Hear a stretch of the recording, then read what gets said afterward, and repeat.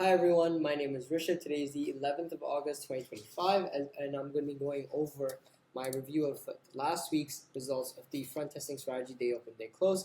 Again, a lot of gaps in between, so let me mark this one here as well. Sorry. Yeah.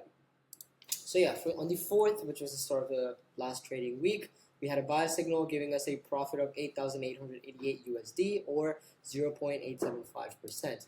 On the 5th, we also had a buy signal giving us a profit of 0. Giving us a loss of 6,165.48 or 0.604%.